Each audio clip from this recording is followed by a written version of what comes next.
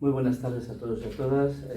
Muchísimas gracias al Ateneo de Madrid, muchísimas gracias a la Agrupación para el Estudio de las Religiones que tan generosamente nos cede un espacio privilegiado como este. Es para mí una satisfacción muy grande estar hoy aquí presentando el primer libro de la colección Biblioteca de Ciencias de las Religiones. Sobre la colección hablará con un poquito más de detalle la secretaria, Federica Pezzoli. Lamentamos que el director de la colección no esté, David Hernández de la Fuente, pero hoy no podía, pero bueno, Federica Pezzoli lo hará cumplidamente. Yo, como director del Instituto de Ciencias de las Religiones, tengo que decir que, bueno, como digo, es una satisfacción muy grande estar hoy aquí presentando este primer número de la Biblioteca de Ciencias de las Religiones, porque se trata de un proyecto colectivo que yo creo que tiene un gran interés, no solo en la vida del instituto, pues nace como un proyecto colectivo en el que yo creo que todos los miembros del instituto nos sentimos concernidos, implicados, sino para las letras españolas, porque realmente, aunque el motivo que impulsó el nacimiento, la fundación de esta Biblioteca de Ciencias de las Religiones es pedagógico, es decir, nosotros nos dimos cuenta a lo largo del primer año de implantación del curso de primero del grado de Ciencias de las Religiones que los chicos necesitaban materiales. Necesitaban materiales en donde estuviera para lectores de 19 años o de 20 años recopilado y, digamos, en buena medida digerido, algo que de ninguna manera se puede encontrar en la bibliografía española, porque para hacer esto hay que tener la cabeza de Fernando Médico, de Javier López de Goicoechea y de Alberto Bernari, es decir, haberse leído toda la bibliografía, luego hablaré un poco de esto, de muchísimas cosas, y tener la capacidad de sintetizarlo. Eso es lo que los alumnos necesitan, evidentemente, pero eso no existe. Entonces, evidentemente, se trata, como digo, de un proyecto colectivo que reviste un interés grande, no solo que trasciende lo puramente didáctico, porque también la sociedad española necesita esto. Es decir, realmente compendios en los que se aborden de una manera rigurosa, científica y condensada, digamos, que no sean mamotretos de una extensión disparatada, sino libros como este, que es modélico, las materias que se estudian en Ciencias de las Religiones, en el grado de Ciencias de las Religiones, eso abarca prácticamente todas las disciplinas humanísticas y sociales que existen.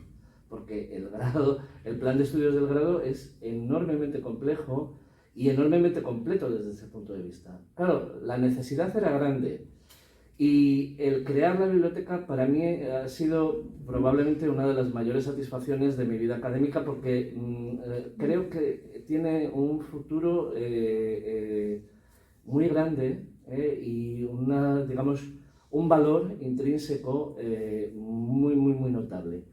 Yo creo que el exponente más grande de lo que yo estoy diciendo es precisamente el número 1 de la colección, Derecho y Religiones. Yo me lo he leído este fin de semana con muchísimo placer, no lo digo por decir, sino porque es verdad, porque realmente de una manera tan sintética y tan clara se abordan principios tan complejos como la propia definición de derecho, pero que claro, un chico de 18 años necesita saber, como cuestiones de derecho constitucional comparado referido a las religiones, como cuestiones de historia, de las relaciones entre los distintos estados y las distintas confesiones, que no son nada sencillas de sintetizar y de resumir, y que aparecen aquí reducidas a 10 capítulos que se llaman 10 lecciones, de una manera realmente ejemplar. Entonces, yo quiero felicitar a los autores, porque la verdad es que yo ya sabía que esto lo iban a hacer bien, pero tan bien realmente es algo que a uno le asombra, esa capacidad de rigor combinado con la síntesis. Eso siempre es algo que admira, y creo que este libro en ese sentido es un modelo.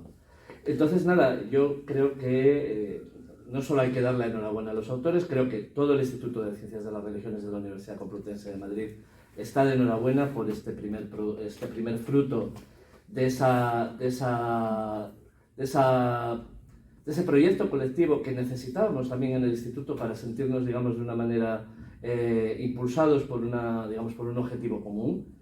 Y nada, yo simplemente reitero mis felicitaciones a los autores. Nada más. Sí.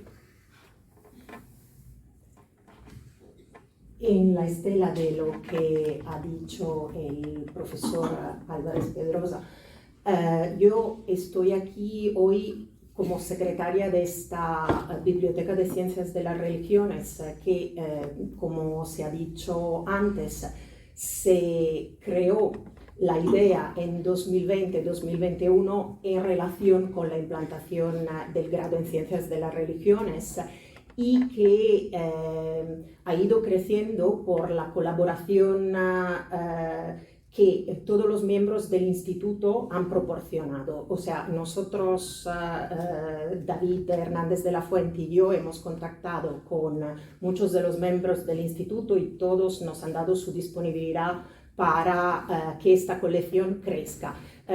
Sabemos que, o por lo menos tenemos previsto para el próximo año académico otros 3 volúmenes vinculados con temas de sociología, de antropología, de judaísmo, quizás también luego magia, o sea que es un proyecto que va creciendo y que va creciendo también rápidamente por su relación que tiene con el grado, con el máster y con el doctorado. La idea es efectivamente lo que estaba comentando antes el director, dar vida a materiales que sean materiales como el primer número, o sea, el primer volumen que tenemos ahora aquí y que estamos presentando, que un rigor científico y en este sentido tenemos un comité científico internacional, tenemos revisión por pares de todos los volúmenes, o sea que nos hemos implicado para que el nivel sea un nivel muy alto como se ve en este volumen,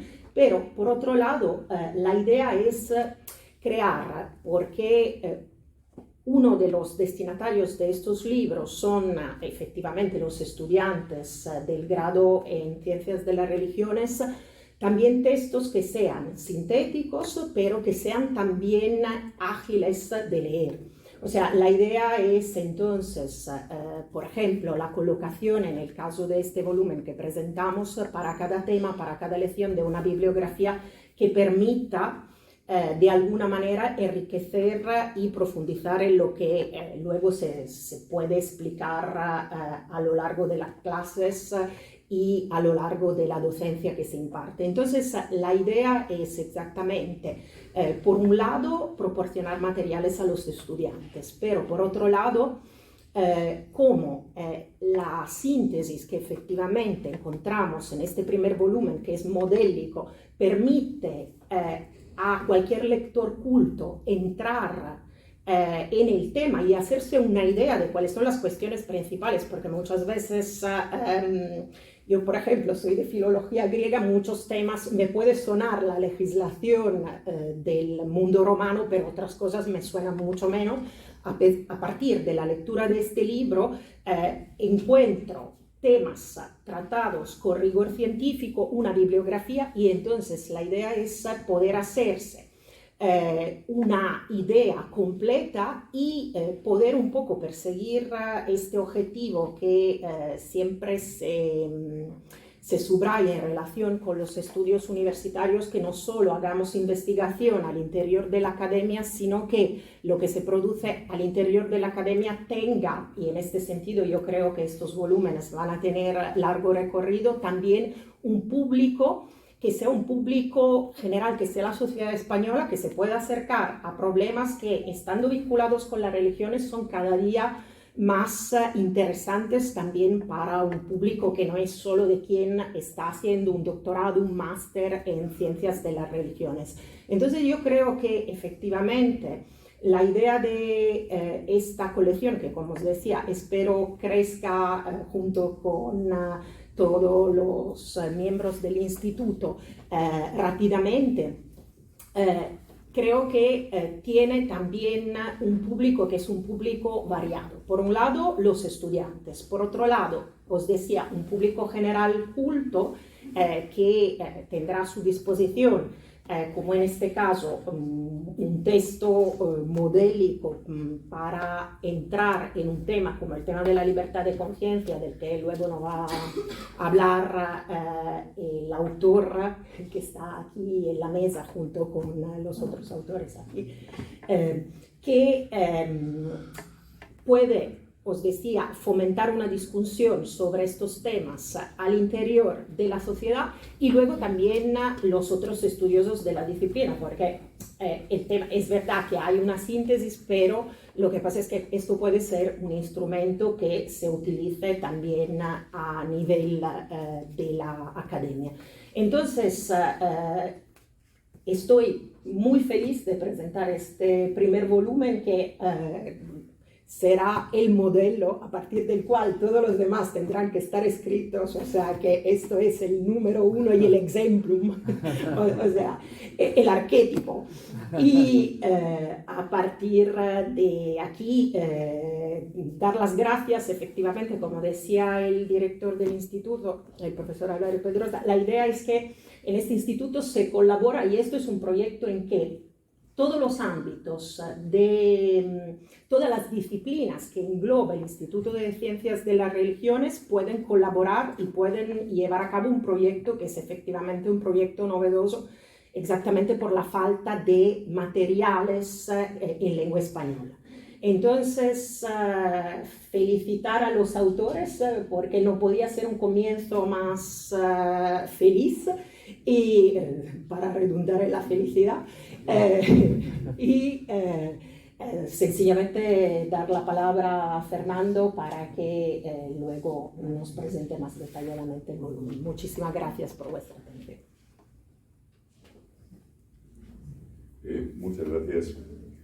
Bueno, yo voy a comenzar agradeciendo porque tengo muchas cosas que agradecer. Bueno, agradezco que estén ustedes aquí. Veo muchos amigos, esencialmente, y bueno, como no, en un día como hoy, con la lluvia y con el atasco, ya tiene mérito. Entonces me siento muy orgulloso de mis amigos que hayan venido a acompañarme. Quiero agradecer, como no, al Ateneo y al presidente de la Asociación para el Estudio de las Religiones el hecho de que, bueno, de que tengamos la posibilidad de presentar el libro en este ámbito y en esta docta casa, ¿no? Que es una casa que tiene una tradición cultural e intelectual ciertamente importante. Quiero agradecer, como no, a Juan Antonio, al director del instituto, por la idea de hacer esa colección, de llevarla adelante. Luego yo diré cómo me tomé esa idea y cuál fue la idea que yo saqué de esa idea.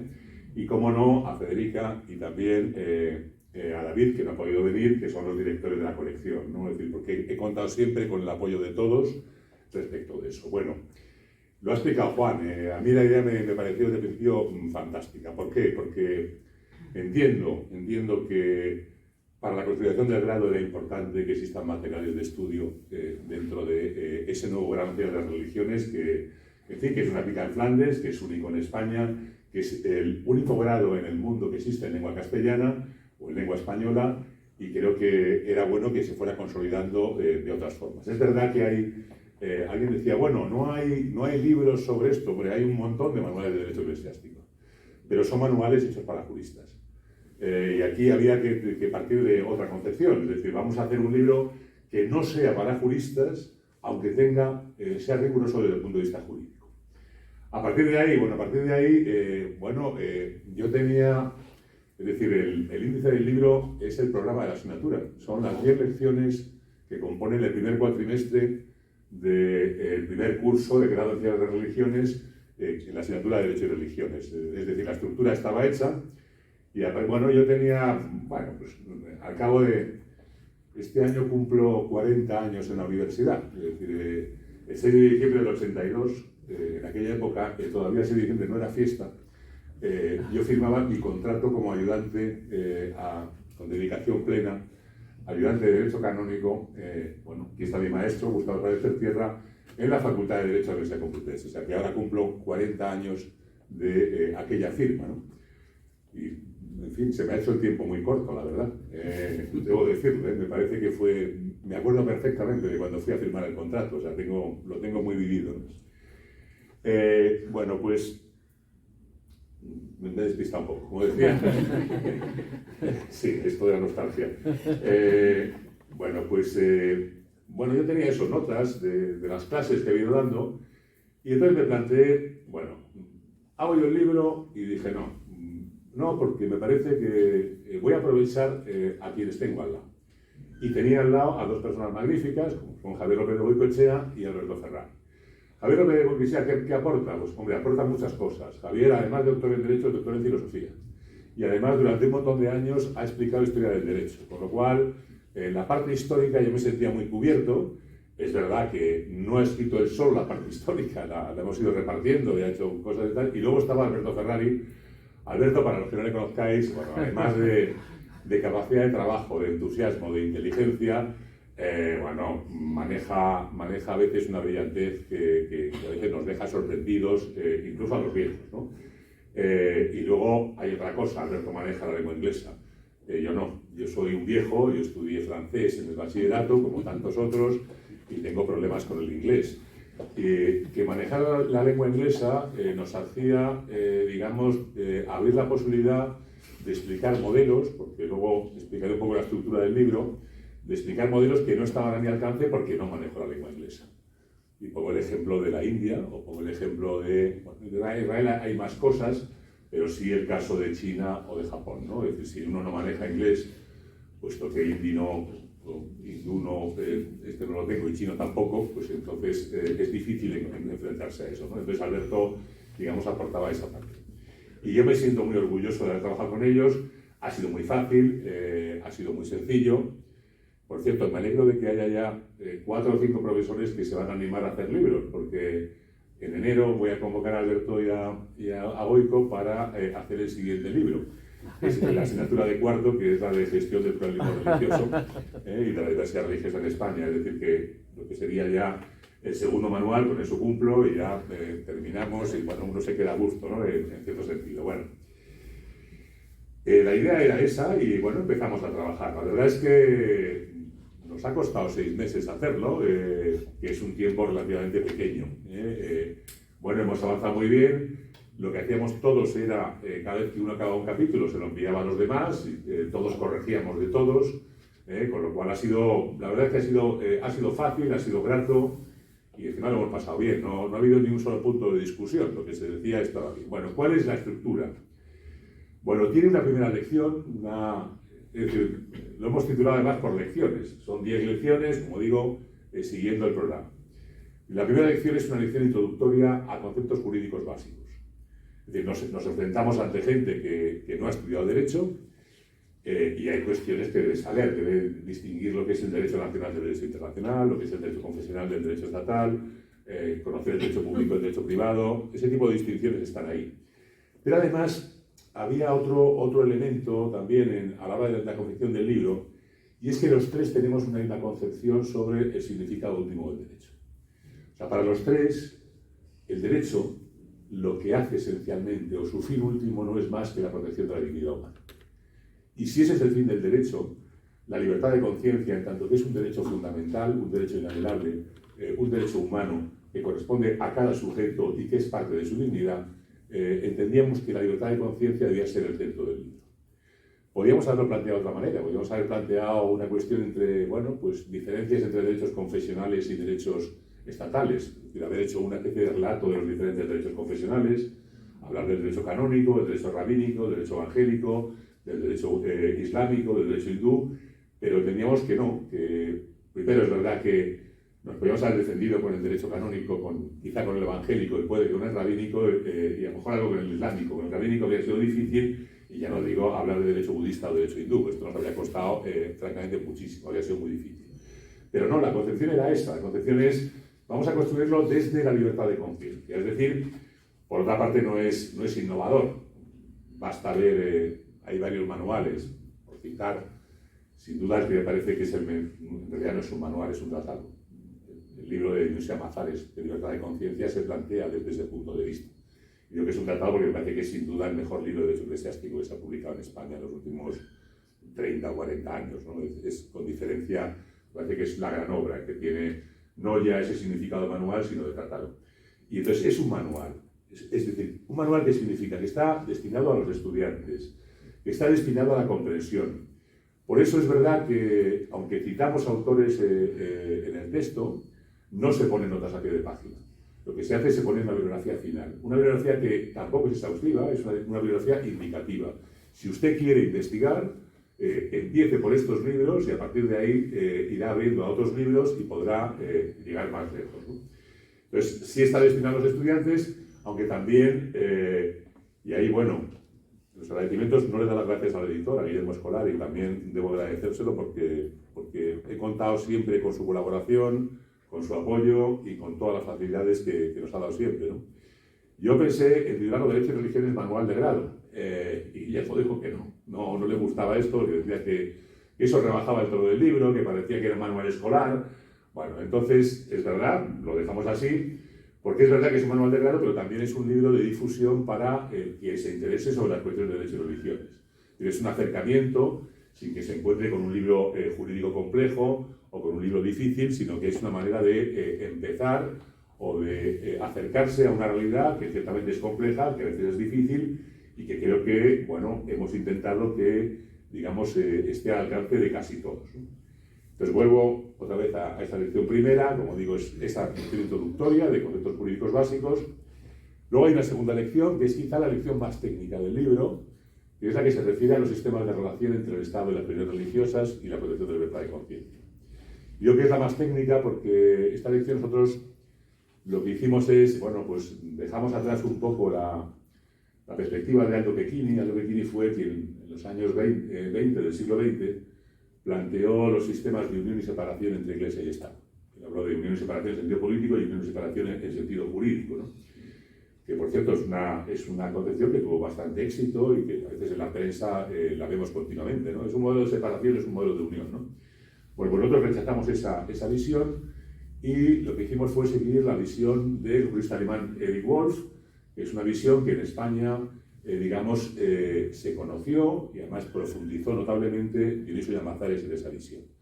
Wolff partía de que la relación entre el poder político y el poder religioso es una relación de carácter dialéctico, con lo que significa eso de carácter dialéctico, que se reflejaba, él hacía, digamos, una especie de análisis histórico, que luego fue muy desarrollado por Dionisio Llamazares, en diferentes modelos, ¿no? Modelos de identidad, modelos de exclusividad, modelos de utilidad y modelos de neutralidad.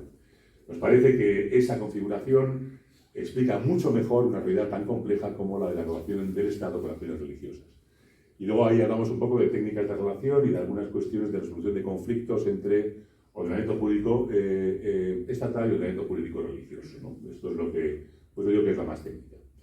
Las siguientes 3 lecciones son lecciones históricas. Hemos intentado resumir en 3 lecciones pues un poco la historia de Occidente en materia de relaciones entre el poder político y el poder religioso y de protección de la libertad de conciencia. Empezamos en el Imperio Romano, en realidad con la aparición del cristianismo también hay razones para eso. Yo mantengo esto, aquí hay gente del mundo antiguo que a lo mejor lo discute. Yo sigo las tesis de Umberto Cerroni. Umberto Cerroni dice que el mundo antiguo se caracterizaba porque era imposible diferenciar electos. No había posibilidad de diferenciar entre moral, política y religión. Yo creo que esa diferenciación entre política y religión aparece con el cristianismo, aparece con la famosa frase de dar a César lo que es del César y a Dios lo que es de Dios. Entonces, a partir de ahí, digamos, empezamos a hablar de ese modelo de relación entre poder político y poder religioso. Bueno, después del Imperio Romano hablamos de la época medieval, de los conflictos papado-imperio, esencialmente, del fin de la época medieval, o sea, la crisis del modelo, la aparición, bueno, la llegada de la ruptura de la unidad religiosa, es decir, la llegada de la reforma protestante, con lo que significó el debate de la tolerancia, ilustración, el desarrollo de la ilustración con el reconocimiento de la libertad religiosa a partir del 19, esencialmente en el ámbito europeo, los primeros modelos de separación del siglo XX, que fueron la ley de separación francesa de 1905, la cuestión de Weimar del 19, el paso atrás de las dictaduras, es decir, la vuelta al monismo ideológico que significaron las dictaduras, y después de la Segunda Guerra Mundial el proceso, digamos, de consolidación e internalización de los derechos humanos, hasta llegar, bueno, pues al siglo XXI. Pues acabamos un poco con el debate de la laicidad, el debate que está abierto. Citamos algunos autores importantes, evidentemente no podíamos no citar a gente como John Rawls, como Jürgen Habermas, y bueno, dejamos un poco el debate abierto entre Charles Taylor y Enrique Peña Ruiz, que es un poco, digamos, serían un poco los dos grandes referentes entre laicidad liberal y laicidad republicana, ¿no? Y es el planteamiento así general de la historia. A partir de ahí, las siguientes lecciones, yo creo que va de la lección sexta a la lección novena, son lecciones de derecho comparado. Es decir, hemos intentado también bueno, dar una imagen global de cómo se regula la libertad de conciencia y las relaciones entre Estado y confesiones en el mundo. No hemos conseguido hacerlo globalmente, porque teníamos algunas dificultades con el África subsahariana, con partes de África, bueno, es difícil. Tenemos las constituciones, pero me da la impresión de que en muchos de estos países las constituciones son puramente semánticas. Es decir, que conocer bien cuál es la regulación es complejo. Pero sí que, bueno, pues podríamos al menos, digamos, dar una visión bastante global. Hay un capítulo dedicado a la Unión Europea y al país de la Unión Europea. Entonces hablamos del modelo en cada uno de los países. Bueno, aquí, digamos, teníamos algunos referentes. La profesora Fernández Coronado tiene una obra que es un referente absoluto en esta materia. Y, por supuesto, hablamos también del derecho europeo, el derecho de la Unión en este tipo de materia. Entonces, hay un capítulo dedicado a la Unión Europea. El siguiente capítulo está dedicado al mundo americano, Estados Unidos y Canadá, que son dos modelos de referencia. Estados Unidos, evidentemente, junto con Francia, fue el primer Estado laico. Estableció en el 18 con la Revolución Americana y con la cláusula de la primera enmienda, ¿no?, de Jefferson y Madison, introduce lo que sería un modelo de laicidad. Y Canadá, que es un modelo de referencia también en gestión de la diversidad religiosa, es el modelo donde, bueno, si ustedes conocen algo, por ejemplo, los acomodos razonables al estilo quebecois, ¿no?, que han tenido un impacto notable, con figuras como Kimblicka, como Charles Taylor, es un modelo de referencia. Y además de eso, luego también hablábamos de los modelos de América Latina, ¿no? Entonces, ahí estaba el mundo americano. Luego hay otro capítulo que está dedicado a los modelos de países de mayoría islámica. Aquí también porque entendíamos que a veces había que romper ciertos lugares comunes y a veces ciertos mitos sobre el mundo islámico, estos mitos donde se habla de que Islam y democracia son incompatibles, etc., ¿no? Entonces, bueno, queríamos presentar un poco la diversidad de modelos, ¿no? Hablamos de los dos grandes modelos teocráticos, que son Arabia Saudí e Irán, que son las teocracias vigentes. Luego hablamos de dos modelos confesionales, que es el caso de Marruecos e Indonesia. Bueno, más abierto Indonesia que Marruecos. Y por último, bueno, utilizamos un modelo que es, bueno, un modelo de referencia de Estado laico, que es el modelo turco, que es un modelo de fe republicana, un modelo que va cambiando, es decir, porque de la laicidad turca de fe republicana de Atatürk a el actual modelo de Erdogan, pues hay un cambio notable, ¿no? Pero era una manera de acercarse, digamos, a ese mundo de países de mayoría islámica. Y por último, pensamos en otros modelos de interés. Y decimos, bueno, pues en el mundo global hay cosas que no podemos evitar. Pues hablar de Rusia, que es un modelo de utilidad pura, donde Putin además utiliza la Iglesia Ortodoxa como parte del nacionalismo ruso, está en su discurso continuo, y por supuesto la Iglesia Ortodoxa rusa y el Patriarcado de Moscú está absolutamente de acuerdo con la política que está realizando Vladimir Putin. Hablamos del modelo de la India, que es un Estado laico con sus problemas. Ahora tenemos a un presidente que es un nacionalista hindú, que es el caso de Modi. El modelo de China, que es un modelo también curioso, sobre los grupos religiosos solo se admiten como asociaciones patrióticas, lo cual tiene un significado. Quizá algunos de ustedes oyeron hablar del conflicto entre China y el Vaticano y la resolución de ese conflicto, que es un conflicto sobre nombramiento de obispos, que se produjo en el Vaticano y que finalmente se solucionó, una fórmula que a mí me recordó un poco al Tribunal Napoleónico 1801, la forma de resolver el conflicto entre China y el Vaticano, es decir, bueno, pues algunos de los obispos que ha nombrado el Vaticano decimos que no, algunos de los que ha nombrado el Partido Comunista Chino vamos a decir que sí, otros decimos que no, y llegamos a un pacto y un acuerdo y salvamos un poco la posición de la Iglesia Católica en China, ¿no? Y luego Japón, que también nos parecía que era un modelo importante, y Israel, ¿no?, que es un modelo que también está en evolución. Y bueno, con eso acabamos el derecho comparado, con eso creo que hay una visión bastante global. Y luego entrábamos en el capítulo histórico, que es el capítulo más largo, pero es verdad que quedan muchos siglos de historia y costaba un poquito, digamos, concentrarlos, ¿no? Ese capítulo empieza, bueno, habla un poco de la España medieval, también porque queríamos discutir el mito de la convivencia entre las tres culturas, esto que a veces se vende tan bonito y tan, bueno, pues no era tan bonito. La cuestión yo creo que se parecía bastante, ¿no?, a un sistema de apartheid, juntos sí, pero separados. Es decir, este era el sistema que existía, donde, bueno, pues las comunidades que no pertenecían, digamos, a la religión del rey pagaban un impuesto de erradicación por estar donde estaban, y ese era el modelo. Alguien puede decir, hombre, ¿eso era mejor que lo que se vivía en otros lugares de Europa? Sí, era mejor, pero desde luego no es un modelo ideal para venderlo como el modelo al que se debe aspirar, el modelo utópico que se debe aspirar. Creo que hay mucha mitología en todo esto, ¿no?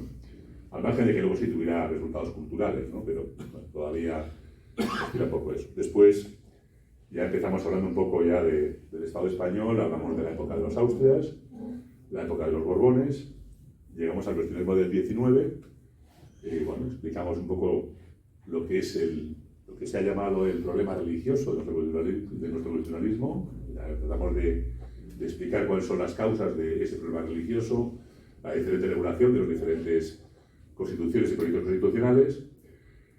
La Segunda República, con su laicismo enfático, diría Pérez Tapias, y el franquismo. Y acabamos ahí porque, bueno, el libro acaba diciendo que se abría, cuando se habla de la transición, se abría la crisis entre Iglesia Católica y franquismo, un nuevo tiempo para la libertad de conciencia, un tiempo que parecía que iba a mejor, y ese fue el tiempo de la Constitución del 78. Acabamos ahí porque el siguiente libro empezaremos con la Constitución del 78. Entonces esa es la justificación. Y esta es la obra, este es el libro. Bueno, son 210 páginas también. Yo hablé en su día con Guillermo, me decía, Fernando, no más de 250 ni de broma, porque esto no me tal. Bueno, jugamos más con las 200, esta era la idea, decir, bueno, vamos a decir 10 lecciones, 20 páginas por lección. Bueno, han salido 210, nos hemos ajustado bastante, nos hemos portado bien. Y para mí, la verdad es que yo nunca pensé en escribir un manual. Me parecía que los manuales debían escribir los maestros. Yo nunca me he considerado un maestro. Me parece que creo que soy un buen discípulo y que soy un buen profesor, pero nunca he sido un maestro. Y bueno, lo que he hecho es, digamos, juntarme con personas para formar un equipo y trabajar, que es por otra parte la manera que yo tengo de trabajar y de que me vayan las cosas bien, ¿no? Así fue como me fue bien en el instituto, así fue como me ha ido bien en la vida, y desde luego creo que me ha ido bien con el libro, ¿no? Y nada más, y esto es lo que tenía que decir. Muchas gracias.